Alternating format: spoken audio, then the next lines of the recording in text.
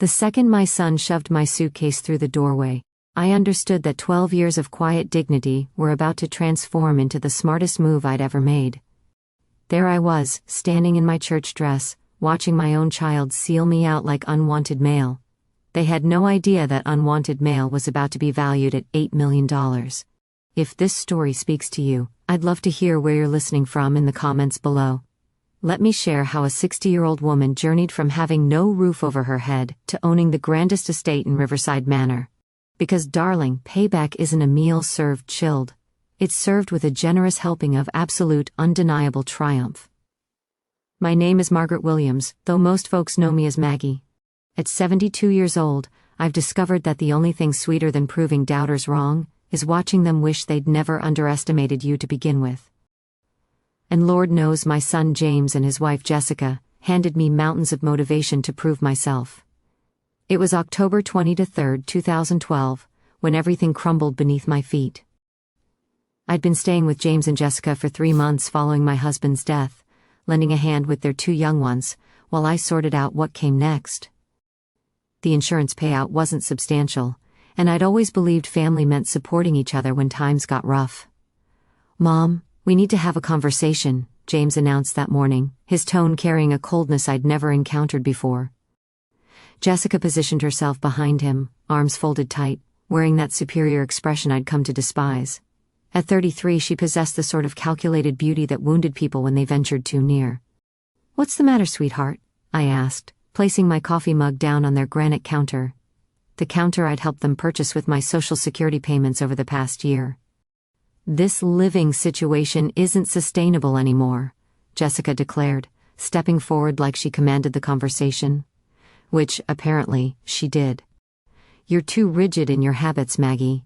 The children are getting confused about authority figures." I turned toward James, expecting him to stand up for me, to recall that I was his mother who'd raised him single-handedly after his father walked out when he was 8. Instead, he dodged my gaze like I was some stranger requesting loose change. "Where am I meant to go?" I asked, my voice smaller than I'd intended. "That's no longer our concern," Jessica responded with a shrug that would echo in my mind for years. "You're an adult, work it out." 20 minutes afterward, my entire existence fit into 2 suitcases and a cardboard container. 60 years of history, photographs and treasures compressed into what I could physically carry. The remainder would be donated, Jessica informed me brightly, as though she were doing me some kindness. "Don't complicate this more than necessary," James muttered, as he positioned my bags outside the entrance. For just an instant I glimpsed a trace of the small boy who used to weep when I departed for work. Then Jessica materialized beside him, and his expression went vacant again. The taxi pulled up as the initial drops of rain started falling. I climbed inside without glancing backward, not because I possessed strength, but because I was shattered. As we drove off, I caught sight of Jessica through their window, already transforming what had been my temporary quarters. I carried $847 in my purse. No employment and no place to call home. What I didn't possess was the faintest notion that this humiliation would become the catalyst for the most remarkable comeback tale of my existence. The Sunset Motel on Route 9 became my residence for the following 6 weeks. And believe me, it was precisely as elegant as it sounds. $43 nightly for a room that smelled of industrial cleaning products and shattered aspirations, but it offered a ceiling and a door with a lock. After being discarded like refuse, even that seemed like privilege. The older gentleman at the desk, Mr. Patterson, began showing compassion after the first week. "You're different from our typical guests," he mentioned softly, sliding an additional towel across the counter. Most of their clientele consisted of either construction workers or individuals hiding from something. I was simply hiding from the reality that my own son had thrown me away. Those initial mornings proved the most difficult. I'd awaken in that narrow bed, forgetting momentarily where I was, and then truth would strike like a physical blow. No grandchildren's giggles, no family breakfast to arrange, just myself and the malfunctioning air conditioning unit that produced sounds resembling a dying whale. But here's what Jessica and James failed to anticipate. I'm not the type of woman who remains defeated, never have been. When James was small and we possessed nothing, I maintained 3 jobs to keep us surviving. I scrubbed offices overnight, worked retail throughout the day, and accepted ironing jobs on weekends. Survival wasn't unfamiliar territory for me. I'd simply forgotten how capable I was at it. The initial step I took was walking to the public library each morning. Complimentary internet, complimentary air conditioning, and, most critically, complimentary access to employment listings. At 60, nobody was precisely queuing up to employ me. But I wasn't seeking charity, I was seeking opportunity. "You have background in bookkeeping?" inquired Sarah Mitchell, the proprietor of Mitchell's Garden Center, during my 4th interview that week. She was approximately my age, with soil beneath her fingernails, and a straightforward attitude I immediately appreciated. 20 years, I answered. I managed all the accounts for my late husband's construction company. What I didn't mention was that I'd also identified at least 3 methods she was hemorrhaging money just from sitting in her cluttered office for 10 minutes. The inventory system was chaotic, she was overpaying suppliers, and her pricing structure hadn't been revised since 2008. "The compensation isn't substantial," Sarah cautioned. $15 hourly part-time. When do I begin? That first paycheck amounted to $240, and I cherished it like I'd struck gold. After 6 weeks of watching my savings evaporate like water through a sieve, earning income again felt like breathing after being submerged. The motel room gradually transformed from a temporary stopover to something approaching a home. I purchased a small coffee maker, displayed my few family photographs, and even indulged in a plant for the windowsill. If this was my life now, I was determined to live it with dignity. 3 months in, I made my first genuine discovery. Sarah was disposing of thousands of dollars worth of plants annually. Anything that didn't sell by season's end went directly into the dumpster. "It's simply how the industry operates," she explained with a resigned shrug. But I perceived something entirely different. I saw potential. "You want to do what with the discarded plants?" Sarah questioned, regarding me like I'd suggested we begin selling enchanted dust and mythical creature tears. "They're not dead. They're dormant," I explained patiently. "And with proper attention, most of them can be revived and resold next season." This was month 8 of my new existence, and I'd relocated from the motel to a tiny studio apartment above Giuseppe's Pizza. The rent was $650 monthly, which left me approximately $50 for everything else after groceries, but it was mine. Nobody could expel me on impulse or determine I was too inflexible in my ways. Sarah permitted me to transport home 3 truckloads of dying plants that November, probably assuming it would teach me a lesson about business reality. What it actually taught me was that I possessed a gift I'd never recognized. My tiny apartment transformed into a greenhouse. Every windowsill, every corner, every available surface was covered with containers and planters. I researched plant maintenance on the library computers, watched instructional videos, and spent my evenings nursing brown wilted stems back to vitality. The neighbors thought I'd lost my mind. Mrs. Chen from downstairs kept inquiring if I was operating some sort of illegal enterprise. "Too many plants," she'd grumble in fragmented English whenever she observed me carrying another pot upstairs. But by February something magical began occurring. Green shoots emerged, buds developed. My studio apartment was transforming into a jungle of healthy, flourishing plants. I had over 200 specimens, and approximately 150 of them were not just surviving but thriving. "Maggie, what on earth?" Sarah gasped when I brought the first batch back to the garden center in March. "These look superior to when they were new. Told you they weren't deceased," I said, attempting to conceal my grin. Inside, I was celebrating wildly. This wasn't simply about proving a point. This was about discovering I possessed a talent that could genuinely generate income. Sarah repurchased every single plant for half the original retail price.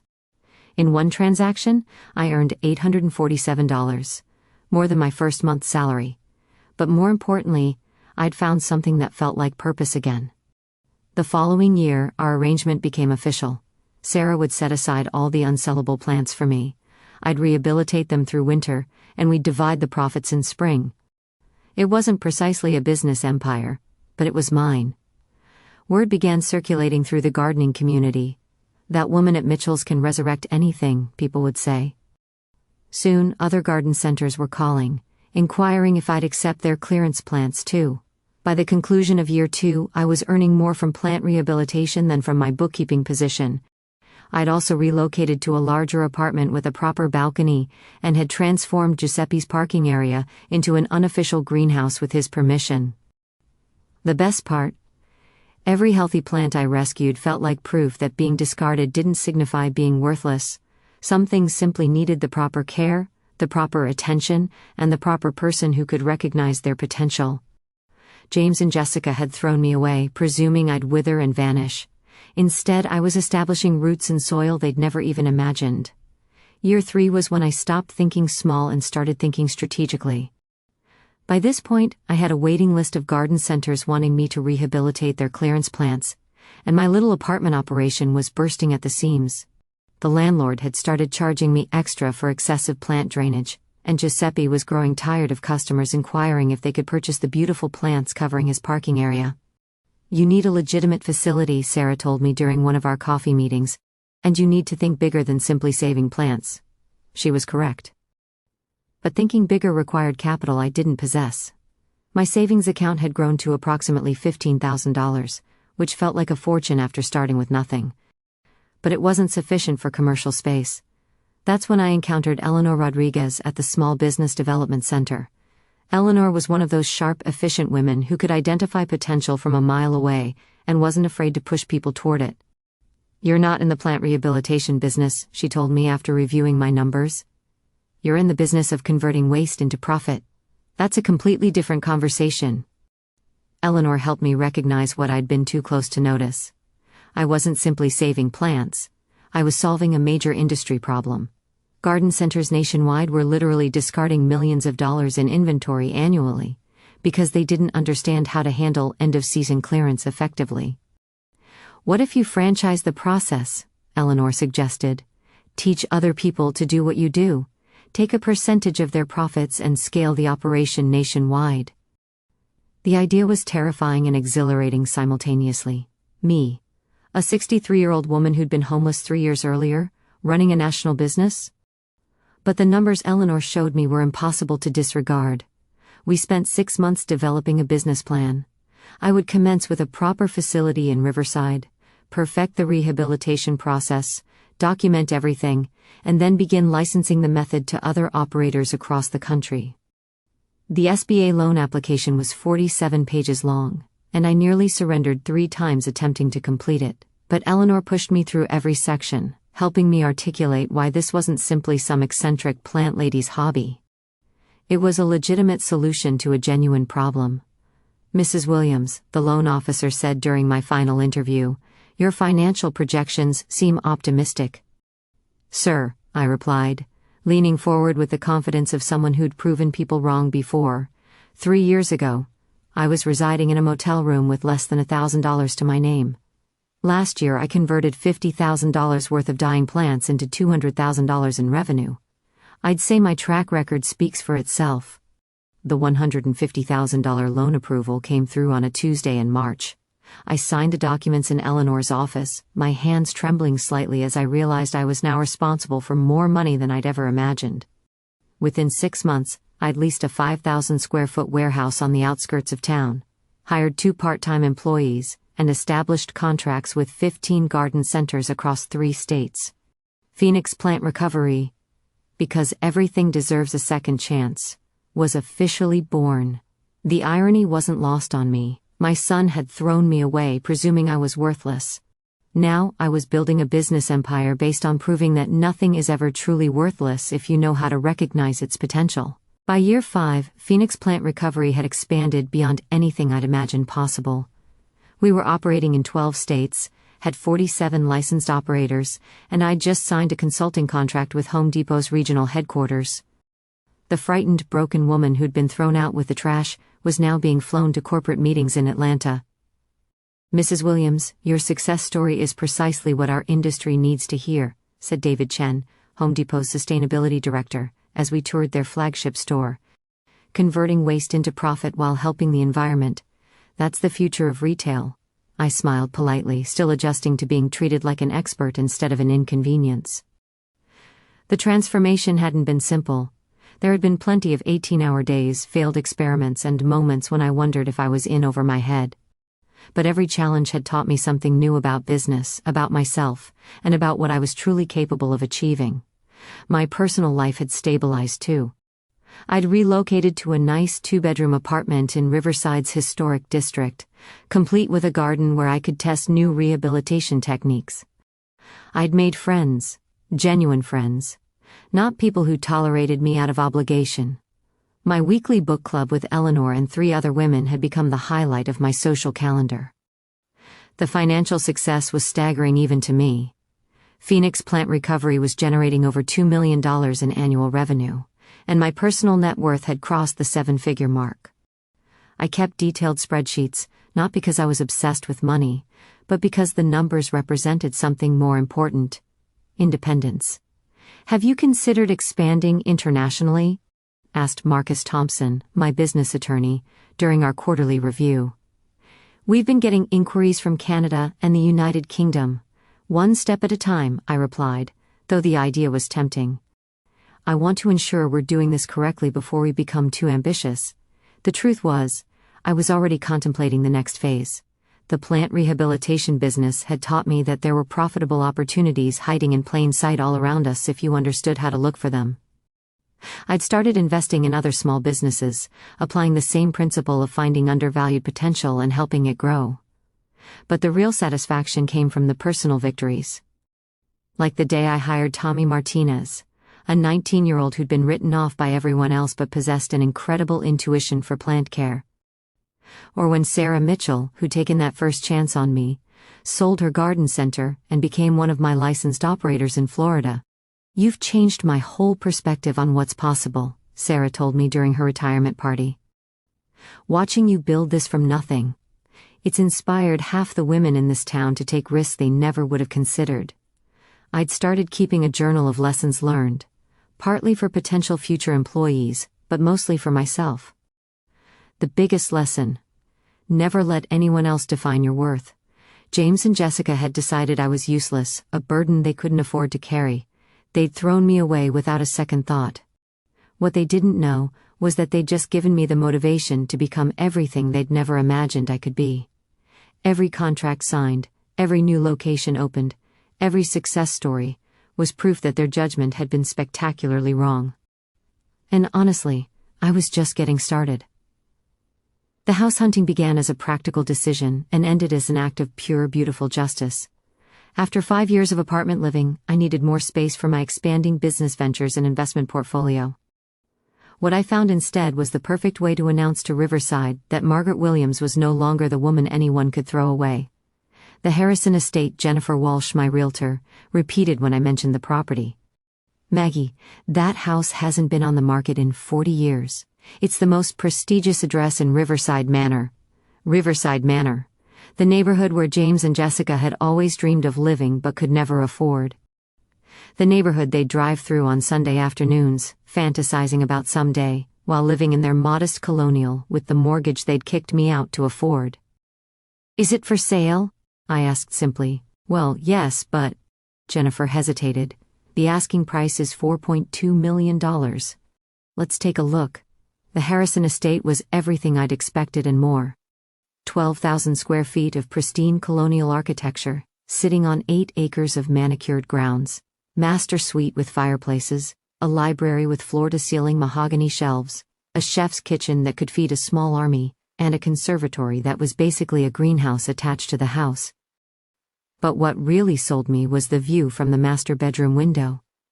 You could see the entire town of Riverside spread out below, including the modest neighborhood where James and Jessica lived. Every morning, I could wake up and literally look down on the people who'd looked down on me.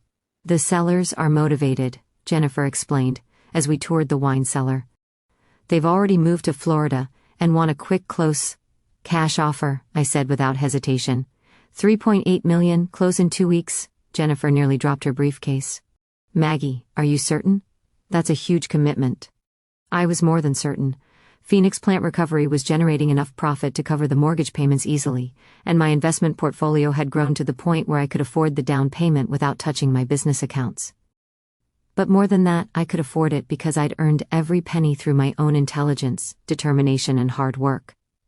The sellers accepted my offer within 6 hours. 2 weeks later, I stood in the grand foyer of my new home, holding the keys and attempting not to laugh out loud at the absurdity of it all.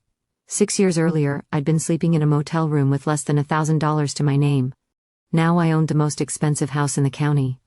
The moving truck arrived the next morning, though honestly, my furniture from the apartment looked ridiculous in rooms this size. I'd need to do some serious shopping, but that was a problem I was happy to have. I spent my first evening on the massive back deck, watching the sunset paint the sky pink and gold over my 8 acres of property. The silence was profound. No traffic noise, no neighbors arguing, just peace and space and the profound satisfaction of a goal achieved. My phone buzzed with a text from Eleanor. Saw the real estate transfer in the paper. You magnificent woman, champagne celebration this weekend. I smiled, typing back. Bring the good stuff, we're toasting to new beginnings. What I didn't type, but was thinking, was that some beginnings require endings. And I had a feeling that the ending to my relationship with James and Jessica was about to become very, very interesting. Tomorrow I'd start the process of furnishing my new life. Tonight I'd simply enjoy the view from the top. The doorbell rang at 9:17 in the morning on a Saturday, exactly 24 hours after the real estate transfer hit the local paper. I was in my new kitchen, still figuring out which cabinet held the coffee mugs, when I heard that familiar two-tone chime echoing through my marble foyer. Through the security monitor. Because yes, my house came with a security system that would make Fort Knox jealous. I saw them standing on my front porch like door-to-door salespeople. James looked older, grayer around the temples, wearing khakis and a polo shirt that screamed weekend dad trying too hard. Jessica stood beside him in designer jeans and a blazer that probably cost more than my first month's rent at Giuseppe's. Behind them were 2 teenagers I barely recognized. Emma, now 16, had inherited her mother's sharp features, but thankfully not her cruel eyes. Tony, 14, looked like a taller version of James at that age. Back when he used to build blanket forts and bring me dandelions from the yard. I took my time walking to the front door, my bare feet silent on the heated marble floors. 6 years of silence, and they show up the day after they discover I'm wealthy. The timing was so perfectly predictable it was almost funny. Well, well, I said, opening the door but not the screen. James, Jessica, children I barely know. I let my gaze travel over them slowly, noting Jessica's carefully applied makeup, and James's nervous fidgeting. To what do I owe this unexpected pleasure? Mom. James's voice cracked slightly. We read about the house in the paper. We wanted to congratulate you. How thoughtful. Congratulations delivered. Anything else? I didn't invite them in. Jessica stepped forward with that bright fake smile I remembered so well. Maggie, we know things ended badly between us. We've had time to reflect, and we realize we handled everything wrong 6 years ago. Handled everything wrong, I repeated slowly. Is that what we're calling it? Emma shifted uncomfortably behind her parents. Grandma Maggie, I barely remember you, but Mom and Dad said you used to make amazing chocolate chip cookies. The girl's innocent comment hit harder than her parents' practiced apologies. She was right. She barely remembered me because they'd stolen 6 years of her childhood from both of us. 6 years of birthdays, school plays, bedtime stories, and grandmother-granddaughter moments that we'd never get back. I did make good cookies, I said softly, looking at Emma. Then I turned back to her parents, before I was thrown out like garbage. Mom, please, James pleaded. Can we come in? Can we talk? Talk about what exactly? Jessica's mask slipped for just a moment, revealing the calculating woman underneath. We're family, Maggie, and family should stick together, especially when... She gestured vaguely at the mansion behind me, when there's room for everyone. There it was. The real reason for their visit, delivered with all the subtlety of a sledgehammer. Room for everyone, I mused. How convenient that you've discovered your family feelings now that I have 12,000 square feet. That's not fair, James protested, but his eyes were already cataloging what he could see of the house interior. We've missed you. The kids have missed having a grandmother. I laughed. Actually laughed. At the absurdity of it. James, honey, you threw me out of your house with 2 suitcases and a cardboard box. Jessica told me I was too set in my ways and that figuring out my life wasn't your problem anymore. Now you miss me? The silence stretched until Tony spoke up. Dad, what is she talking about? Why don't you come in? I said, finally stepping back from the door. Since you're so interested in family reunions. I led them through the foyer, past the crystal chandelier and marble staircase, into the living room with its floor-to-ceiling windows overlooking the grounds. I watched their faces as they took in the silk wallpaper, the Persian rugs, the artwork that cost more than most people's cars. "This place is incredible," Tony breathed, walking to the windows. "Mom, look at the pool." Jessica was looking all right. I could practically see her calculating square footage and property values. "It's certainly spacious," she said carefully. "Much too big for one person, is it?" I settled into my favorite armchair, a beautiful wingback in navy blue velvet that I'd bought specifically for this room. "I find I quite like having space to breathe." James sat on the edge of the sofa like he was afraid to wrinkle the fabric. "Mom, about what happened 6 years ago. We were dealing with a lot of stress. New mortgage, my job situation was uncertain. Jessica was working full-time with 2 small kids. So naturally the solution was to make your widowed mother homeless," I finished. "Very logical. We thought you'd figure something out," Jessica said defensively. "You're so capable, so independent. We never imagined you'd end up in a motel." I raised an eyebrow. "You never imagined it because you never bothered to check." Emma was studying a family photo on the side table, one of the few pictures I'd kept from my old life. It showed James as a young boy, maybe 8 years old, sitting on my lap while I read him a story. "Dad, you were really little," she said. "That was taken right after your grandfather left," I told her. "Your dad and I lived alone for 10 years. I worked 3 jobs to keep us afloat, made sure he had everything he needed for school, drove him to baseball practice every Tuesday and Thursday." I looked directly at James. "I thought that meant something." "It did mean something," James said quietly. "It means everything. That's why we're here." "No," I said firmly. "You're here because you want something. The question is, are you going to be honest about what it is, or are we going to keep pretending this is about missed family connections?" Jessica's patience was clearly wearing thin. "Fine," she snapped. "Yes, we need help.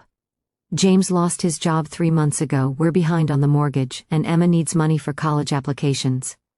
"Happy now?" "Deliriously," I said dryly. "Now we're getting somewhere. The thing is," James jumped in, shooting Jessica a warning. "Look, we were thinking, you have all this space, and we're struggling with our housing situation. You want to move in?" It wasn't a question.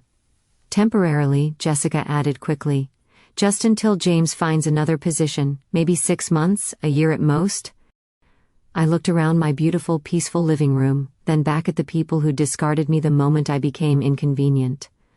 "Let me make sure I understand this correctly. You want to move your entire family into my house because you're having financial difficulties?" "We're family," James repeated, like it was a magic word that would open all doors. "Family," I mused. "Is that what you called it when you locked me out of your house? When you told me figuring out my life wasn't your problem anymore?" The silence that followed was broken only by the ticking of the antique clock on the mantelpiece. Finally Tony spoke up again. "What happened 6 years ago? Why won't anyone explain what you're talking about?" I looked at the 2 teenagers, these grandchildren I'd been robbed of knowing, and made a decision. "Sit down," I told them, "both of you. It's time you learned exactly what kind of people your parents really are." "Mom, don't," James warned. But I held up a hand. "Emma, Tony, 6 years ago your grandfather died. I was 60 years old, recently widowed, and I needed a place to stay while I figured out my next steps. Your parents invited me to live with them." I kept my voice calm, factual. For 3 months, I helped with childcare, I contributed my Social Security checks to household expenses, and I tried to stay out of the way. Emma and Tony were listening intently, their faces serious. "Then one morning, your mother decided I was too set in my ways and told me I had to leave. Immediately. Your father packed my belongings into 2 suitcases and put me on the front porch. I had $847 and nowhere to go." "That's not how it happened," Jessica protested. "You were interfering with our parenting decisions, undermining our authority with the children." "I made them breakfast," I said simply. "And I suggested they say please and thank you." Apparently that qualified as undermining authority. Tony looked confused. "But where did you go? What did you do?" "I lived in a motel for 6 weeks, then a studio apartment above a pizza place. I worked part-time at a garden center for $15 an hour. I smiled at the memory. Best thing that ever happened to me, actually. How is being homeless the best thing that ever happened to you? Emma asked. Because it taught me that I didn't need anyone to take care of me. I could take care of myself just fine. I gestured around the room. Better than fine, as it turns out. Jessica was getting agitated. This is ancient history, Maggie. We're trying to move forward, to rebuild our relationship. No, I interrupted. You're trying to rebuild your bank account. There's a difference. I pulled out my phone and showed them a text message I'd received earlier that morning. This is from Nancy Martinez, a friend of mine who works at the unemployment office. She mentioned seeing a familiar name cross her desk recently. I looked directly at James. You didn't lose your job 3 months ago. You were fired 6 months ago for falsifying expense reports. James's face went white. How did you— I know things, James. I know Jessica opened 3 new credit cards last year and maxed them out on designer clothes and spa treatments. I know you refinanced your house twice to pay for that vacation to Italy. I know you're not just behind on your mortgage, you're facing foreclosure next month. The silence in the room was deafening. I also know, I continued, that you drove by my motel every single day for 6 months after you threw me out. You knew exactly where I was living and exactly how much I was struggling. And you never once stopped to check if I was okay. Emma's eyes filled with tears. Dad, is that true? James couldn't look at his daughter. Jessica, however, had switched to full attack mode. Fine. So we made mistakes. So did you. You could have asked for help instead of disappearing for 6 years. I laughed. Asked for help from the people who told me figuring out my life wasn't their problem? From the daughter-in-law who called me a burden? We were young, we were stressed. You were cruel, I said quietly. And now you want me to pretend it never happened because you need something from me. Tony suddenly stood up, his face flushed with anger. This is messed up, he said, his voice cracking. Dad, you told us Grandma Maggie moved to Florida to be near her sister. You said she didn't want to see us anymore. We never said that exactly. James started. Yes, you did. Emma jumped up too, her voice rising. You said she chose her new life over being part of our family. You made us think she abandoned us. I felt a surge of vindication mixed with sadness. These children had been lied to for 6 years, robbed of their grandmother because their parents were too proud to admit what they'd done. There's something else you should know, I said softly. About 6 months after I moved out, your father came to see me. Jessica's head snapped toward James. What? You didn't tell her? I asked James, genuinely surprised. How interesting. James was sweating now, his polo shirt sticking to his back. Mom, please. He showed up at my apartment on a Tuesday evening, I continued, watching Jessica's face carefully. He'd been drinking, and he was crying. He said he missed me, that he'd made a terrible mistake, that he wanted me to come home. You're lying, Jessica said, but her voice was uncertain. I pulled out my phone again and scrolled to an old photo. I took a picture of the letter he wrote me that night. Would you like me to read it out loud? The letter was 3 pages long, handwritten on legal pad paper. In it, James apologized profusely for letting Jessica convince him to throw me out. He admitted that he missed me desperately, that the house felt empty without me, that he realized he'd chosen his wife's convenience over his mother's well-being. But the most damning part was the last paragraph, where he begged me not to tell Jessica about his visit because she's already threatened to leave me if I try to bring you back. He chose you, I told Jessica calmly. He chose keeping you happy over doing the right thing by his mother, and for 6 years he's been lying to all of you about it. Jessica turned to James, her face a mask of fury. You went behind my back. You wrote her a letter. I was drunk, James mumbled. I wasn't thinking clearly. No, I said. You were thinking clearly for the first time in months. That's what scared you. Emma was crying openly now. 6 years, she whispered. We missed 6 years with you because of their lies. But here's the thing, I said, standing up and smoothing down my silk blouse. I'm not the same woman who got thrown out 6 years ago. That woman was broken, dependent, willing to accept crumbs of affection from people who saw her as a burden. I walked to the window, looking out at my perfectly manicured grounds. This woman owns a multi-million-dollar business. This woman has friends who respect her, employees who depend on her, and investments that generate more income in a month than your father made in a year when he had a job. I turned back to face them. This woman doesn't need anything from anyone. Especially not from people who threw her away like garbage and now want to move into her house because they've mismanaged their own lives. The silence stretched until Tony spoke up, his voice small. So you don't want a relationship with us, even now that you know we were lied to? The question broke my heart, but I kept my expression neutral. I want a relationship with you and Emma, you're innocent victims in this situation. But your parents? I looked directly at James and Jessica. Your parents are going to have to earn their way back into my life, if they can. Jessica stood up abruptly, her mask of false sweetness finally discarded completely. This is ridiculous, she snapped. We're your family, Maggie. You can't just pick and choose which parts of us you want. Watch me, I replied calmly. Fine, Jessica continued, her voice rising. You want to play games? You want to punish us for something that happened 6 years ago? We'll just leave. Come on, James. Kids, we don't need this. But Emma didn't move. Neither did Tony. They sat on my expensive sofa, looking between their parents and me with expressions of confusion and betrayal. Actually, Emma said quietly, I want to stay and talk to Grandma Maggie alone. Emma, we're leaving, Jessica commanded. No, Emma's voice was stronger now. I'm 16 years old, and I just found out you've been lying to me for 6 years about my grandmother. I want to hear her side of the story. Tony nodded. Me too. Jessica looked like she was about to explode, but James put a hand on her arm. Maybe we should give them some time, he said quietly. Don't you dare take her side, Jessica hissed at him. I'm not taking anyone's side, James replied, but he was looking at me with something that might have been regret. I'm trying to think about what's best for our children. For a moment, I saw a glimpse of the man who'd written me that letter 6 years ago, the son who'd been torn between his wife's demands and his conscience, but the moment passed quickly. Fine, Jessica said, but we're not done here, Maggie, we'll be back. No, I said firmly, you won't, not unless you're invited. This is my house, my property, and I have an excellent security system. If you show up uninvited again, I'll have you arrested for trespassing.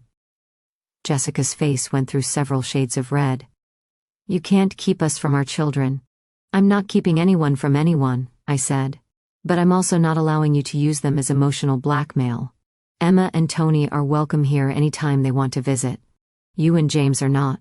Not until you've proven you've changed. Proven how? James asked. I considered the question carefully. Start by telling your children the complete truth about what happened 6 years ago. Not your version, not Jessica's version. The truth. Then get your financial house in order without asking me for help. Show me you can stand on your own 2 feet like the adults you claim to be. And then maybe we can have a conversation about forgiveness. Maybe. I smiled coldly. But don't hold your breath. The weight of those words hung in the air like smoke. James looked at the floor, unable to meet anyone's eyes. Jessica's jaw was clenched so tight I thought her teeth might crack. After they left, after the door closed behind them, with a decisive click, and I watched their car retreat down my long driveway. I sat with Emma and Tony for 2 hours. We talked, really talked. For the first time in 6 years, I answered their questions, every single one, even the ones that made my heart ache. I showed them photo albums from their father's childhood, pictures of a little boy with scraped knees and a gap-toothed smile. A boy I'd loved more than anything in the world. I showed them pictures of their grandfather, the man they'd never really known, and told them stories about the life we'd built together. He would have loved you both so much, I told them, tracing a finger over a faded photograph. He always wanted grandchildren. Emma wiped at her eyes. Why didn't you ever try to contact us, in all those years? I thought about it, I admitted. Every single day. But your parents had made it very clear that I wasn't welcome in your lives. I thought maybe it was better to let you remember me however they'd described me than to show up and cause more conflict. That was their choice, not ours, Tony said, his voice firm despite the tremor in it. We should have had the choice. You're absolutely right, I agreed. And I'm sorry, I should have fought harder to stay in your lives. I let my own hurt and pride get in the way of what was best for you. It felt important to acknowledge that. To own my part in the distance that had grown between us. Yes, their parents had created the situation, but I'd made choices too. Emma leaned forward, her eyes searching my face. Tell us about your business. Dad said you worked at a garden center, but he never mentioned anything about owning a company. So I told them. I told them about those first desperate months, about living in the motel and the apartment above Giuseppe's Pizza. I told them about discovering my gift with plants, about Sarah Mitchell taking a chance on me, about Eleanor Rodriguez pushing me to think bigger. I took something people thought was worthless, dying plants that were destined for the dumpster, and I proved they had value, I explained. I guess in a way I was proving my own value too. Tony grinned. That's actually really cool, Grandma, like that's a superhero origin story. The word grandma hit me right in the chest.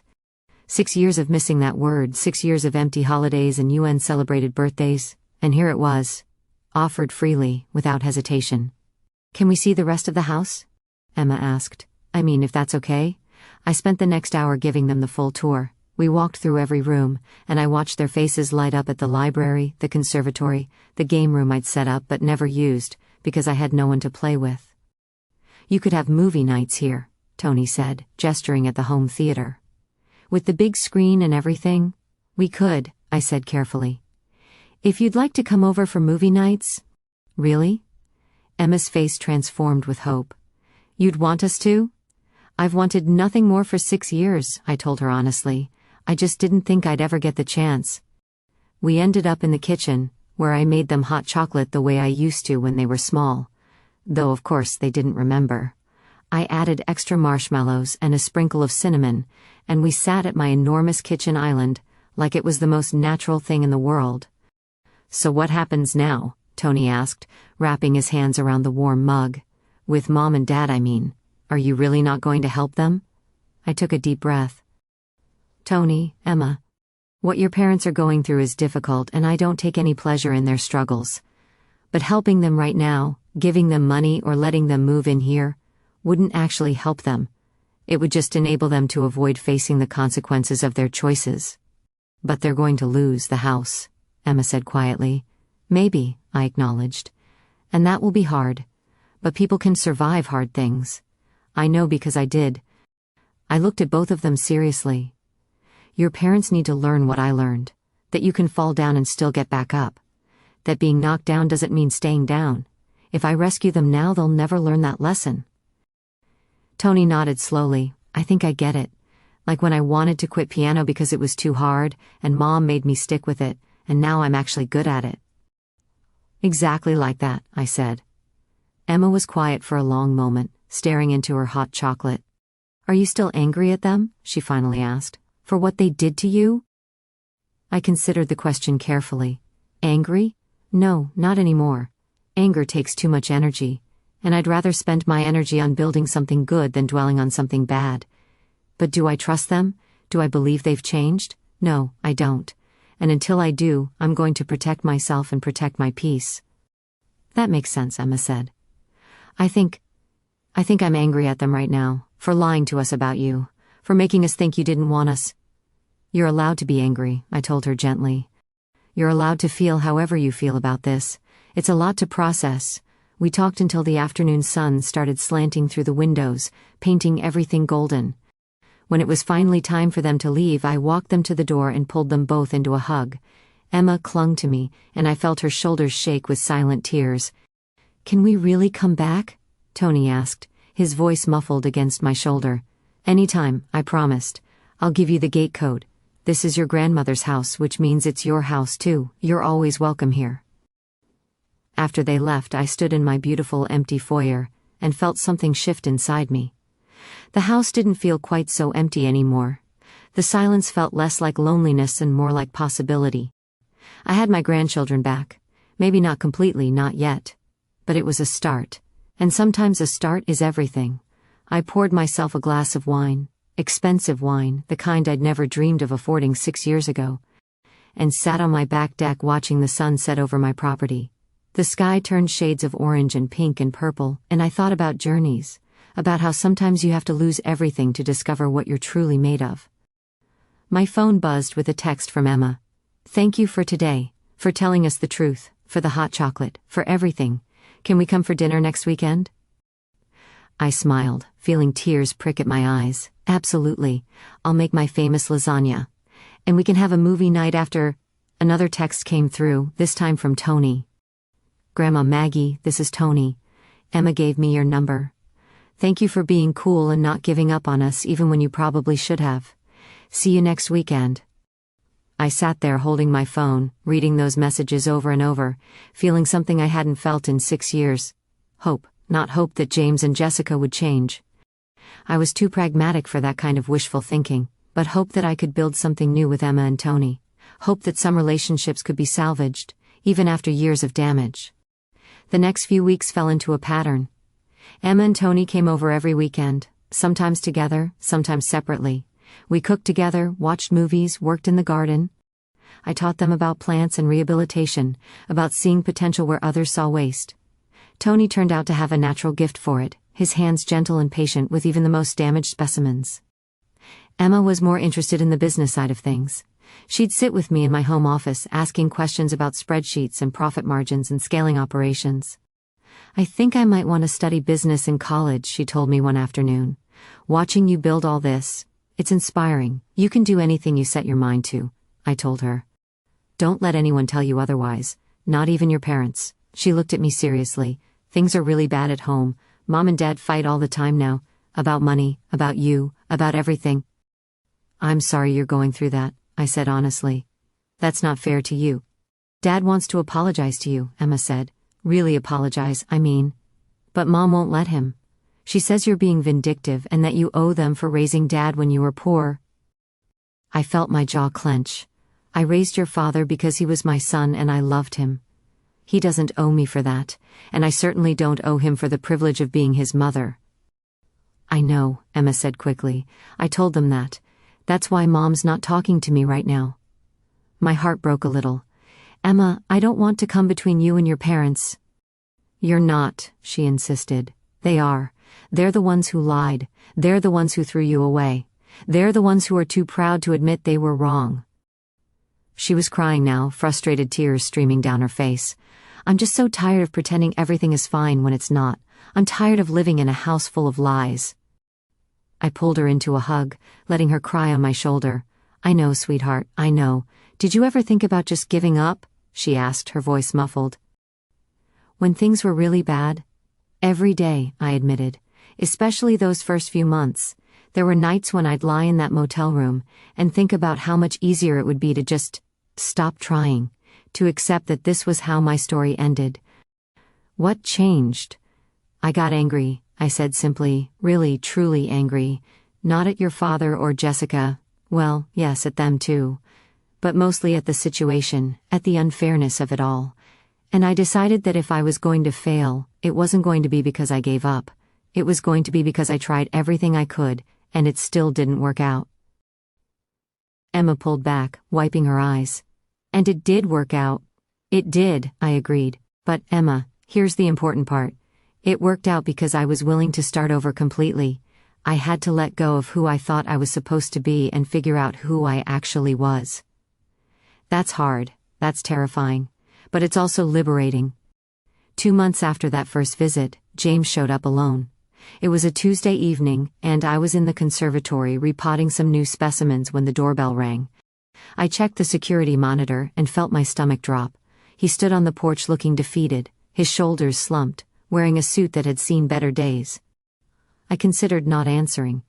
I'd made my boundaries clear, but something about the way he stood there, so small and broken, made me open the door. Mom, he said, and his voice cracked on the word. I know I'm not supposed to be here. I know you said not to come back, but I need to talk to you. Where's Jessica? I asked, not moving from the doorway. She doesn't know I'm here, he admitted. She'd be furious if she knew. Then maybe you shouldn't be here, I said, starting to close the door. I lost everything, he blurted out.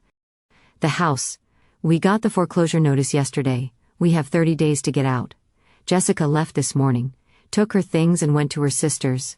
Said she couldn't do this anymore, couldn't be married to a failure. I stood there processing this information. Part of me felt vindicated. This was the consequence of their choices finally catching up. But another part of me, the part that had raised this man, changed his diapers and nursed him through chickenpox and taught him to ride a bike. That part ached for him. And the children? I asked quietly. With me for now, he said. Jessica said she needs time to figure things out. I think she's going to file for divorce. I stepped back from the door. You'd better come in. We sat in the living room, the same room where he'd asked to move in months ago. But this time he didn't look around calculating what I owed him. He just sat there, looking lost. I'm sorry, he said finally. I'm so sorry, Mom, for everything, for throwing you out, for driving past your motel every day and pretending I didn't see you, for letting Jessica convince me that you were the problem, for lying to Emma and Tony about where you were, for... His voice broke, for being a coward. I didn't say anything, I just waited. I wrote you that letter 6 years ago because I knew I'd made a terrible mistake, he continued. But I was too afraid to follow through, afraid Jessica would leave, afraid I'd lose everything. And now I've lost it all anyway. He looked up at me, his eyes red. You were right. About all of it. About me needing to stand on my own feet. About enabling us not being helpful. About consequences. What do you want from me, James? I asked gently. I don't know, he admitted. Forgiveness? Understanding? I know I don't deserve your help. I know I have no right to ask for anything after what I did to you. No, I agreed. You don't. The silence stretched between us. But I'm your mother, I finally said. And despite everything, I still love you. I just don't like you very much right now. He flinched at that. I know. Here's what I'm willing to do, I said slowly, thinking through each word carefully. I will not give you money. I will not let you move in here. I will not rescue you from the consequences of your choices. Those are my firm boundaries, and they're not negotiable. His face fell. But, I continued, I will help you find resources, job placement services, financial counseling, housing assistance programs. I will be a reference for you if you need one. And I will be here, as your mother, to listen and support you emotionally as you figure this out. That's more than I deserve, he said quietly. Probably, I agreed. But that's what love looks like sometimes. It's not about giving people what they want. It's about giving them what they need, even when it's hard. Over the next 6 months, I watched James rebuild his life piece by piece. He found a job. Not the high-paying corporate position he'd had before, but honest work in construction management. He found a small apartment in a modest neighborhood. Nothing like the house he'd lost, but clean and safe. He went to therapy, worked on his relationship with Emma and Tony, and slowly started becoming the man I'd always hoped he could be. Jessica never came back. The divorce was finalized quietly, with her taking her share of what little assets they had left and moving to another state. Emma chose to stay with James, while Tony split his time between his parents. It wasn't ideal, but families rarely are. What surprised me most was watching James humble himself. He joined a financial literacy class at the community center. He started volunteering at a homeless shelter, serving meals to people in situations not unlike where I'd been 6 years ago. I never understood, he told me one evening when he stopped by for our weekly dinner. Emma and Tony were upstairs playing pool in the game room, their laughter drifting down to us. When you were staying with us, when we kicked you out, I never understood what that felt like. I thought you'd just figure it out because you were strong. I didn't realize I was sending you into freefall with no parachute. And now? I asked. Now I know what freefall feels like, he said, and I'm sorry. Not because I need something from you, not because I'm trying to manipulate you into helping me. I'm sorry because I hurt you, and you didn't deserve it. I looked at my son, really looked at him, and saw genuine remorse there. Not the calculated apologies of someone looking for advantage, but real understanding of the pain he'd caused. I forgive you, I said quietly. And I meant it. Not because what he did was okay, not because the wounds had fully healed, but because holding on to that anger was only hurting me now. He'd learned his lesson. He was doing the work. Forgiveness didn't mean forgetting, but it did mean releasing the poison of resentment. His eyes filled with tears. Thank you. But James, I added firmly, forgiveness doesn't mean things go back to how they were. Trust is rebuilt slowly over time, through consistent action. You're going to have to keep showing up, keep doing the work, keep being honest. That's how we rebuild this. I will, he promised. I am. I know it won't happen overnight.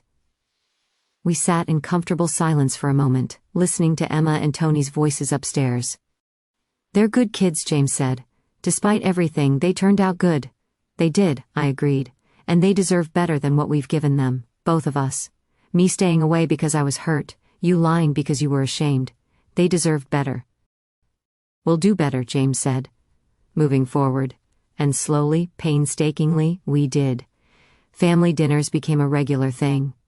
James, Emma, Tony, and me gathered around my enormous dining table, passing dishes and sharing stories. Sometimes we talked about the past, processing old wounds and misunderstandings.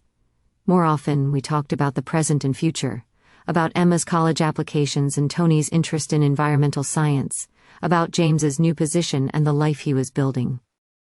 Eleanor and Sarah started joining us sometimes, along with their families. My house filled with voices and laughter and life in a way I'd never imagined when I first bought it. "You did good, Maggie," Eleanor told me one evening after everyone had left and we were cleaning up together. "You stood your ground, maintained your boundaries, and still left room for redemption. That takes wisdom." "It took getting thrown away to learn it," I said wryly. "Maybe. But you could have let that experience make you bitter. Instead, you let it make you better." I thought about that as I loaded the dishwasher. She was right. The old Maggie, the one who'd been thrown out 6 years ago, would have either crumbled under James's guilt or closed herself off completely. This Maggie had learned to hold two truths at once: that people can cause tremendous harm and also be capable of change. 1 year after that first visit from James, Jessica, and the kids, I stood in front of a room full of women at the Small Business Development Center.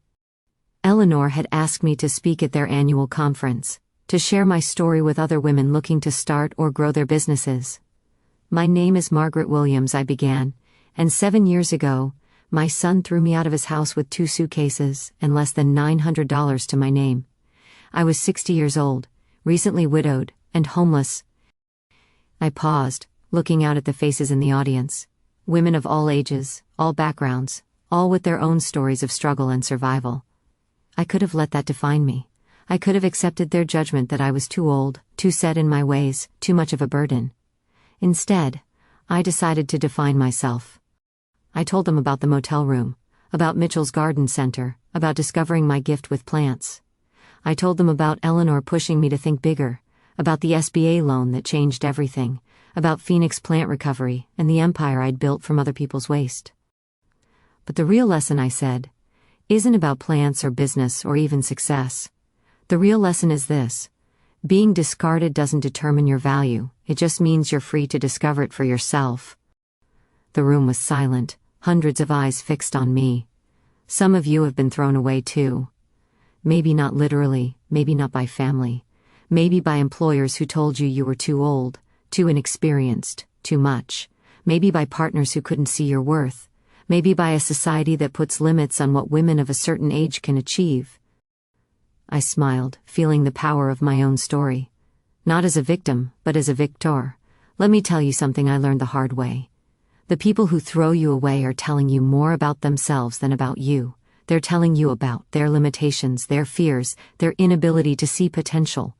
Don't accept their story about who you are. Write your own. The applause when I finished was thunderous. Afterwards, women lined up to talk to me, to share their own stories of being discarded and rebuilt. Some cried, some laughed. All of them left with a little more hope than they'd arrived with, and that felt more valuable than any business success I'd achieved. That evening, I sat on my deck with Emma, who was home from her first semester at college. She was studying business administration, with plans to eventually work in sustainable business practices. "You inspired me," she'd told me when announcing her major. "Watching you turn something worthless into something valuable. I want to do that too, but with other kinds of waste. Fashion waste, food waste, all of it." "How was the speech?" she asked, settling into the chair next to mine. "Good, I think. Hard to tell sometimes. Did you talk about Dad?" "I did. About what happened, about how I rebuilt, about forgiveness and boundaries." Emma was quiet for a moment. "Are you glad he came back? That you gave him another chance?" I considered the question carefully. "I'm glad I left the door open for the possibility of reconciliation, yes. But, Emma, understand something. I didn't do it for him. I did it for myself because I didn't want to become someone hardened by bitterness. And I did it for you and Tony, because you deserve to have relationships with both your grandmother and your father.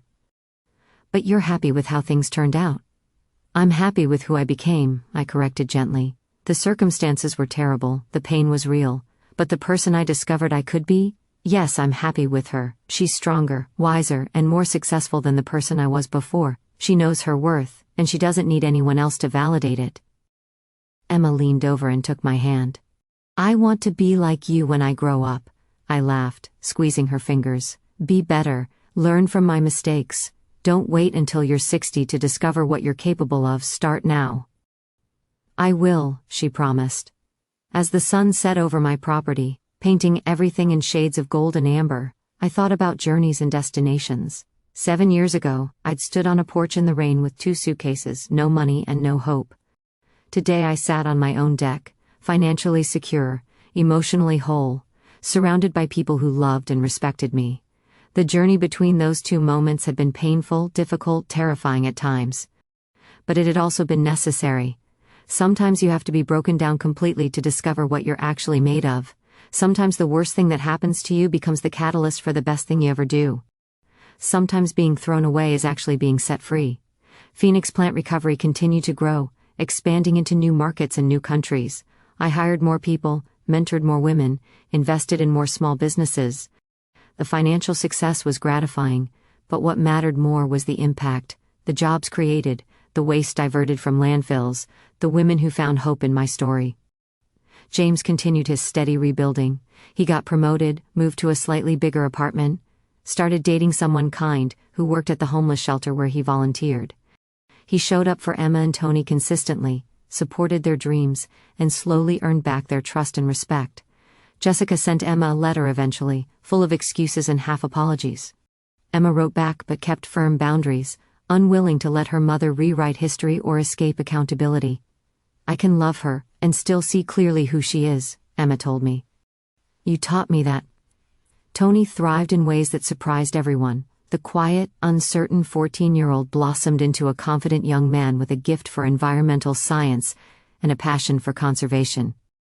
He spent his summers working for Phoenix Plant Recovery, learning the business from the ground up, talking about eventually starting his own sustainable agriculture company. If Grandma can build an empire from trash plants, he'd say with a grin, I can build one from sustainable farming. On the 7-year anniversary of the day I was thrown out, I woke up in my master bedroom, in my beautiful house, in my perfectly lived life. And smiled. 7 years. 7 years since I'd stood in the rain with nothing. 7 years of struggle, growth, pain, and triumph. 7 years of learning what I was made of. I spent the morning in the conservatory, working with a particularly stubborn hibiscus that everyone said was too far gone to save. But I knew better. I always did. Nothing is ever truly dead if you know how to see its potential, if you're willing to provide the right care, the right environment, the right patience. By afternoon, I had Emma, Tony, and James coming for dinner. Eleanor and Sarah and their families would join us. My house would be full of noise and love and life. Not bad, I said out loud to the hibiscus as I repotted it carefully, for yesterday's garbage. The plant, as if in response, showed a tiny green shoot. New growth pushing through where everyone else had seen only death. I laughed, watering it gently, thinking about new beginnings and second chances and the unstoppable force of life that refuses to give up. That evening, surrounded by family and friends, I raised my glass in a toast. To being thrown away, I said, and to discovering it was the best thing that ever happened to us. To new growth, Eleanor added. To second chances, James said quietly, his eyes meeting mine with gratitude and respect.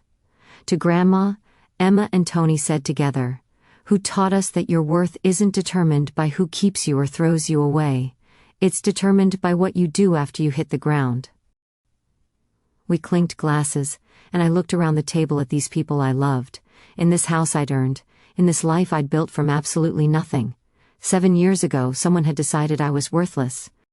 Today, I was worth $8 million in assets alone, but more importantly, I was worth something that couldn't be measured in money.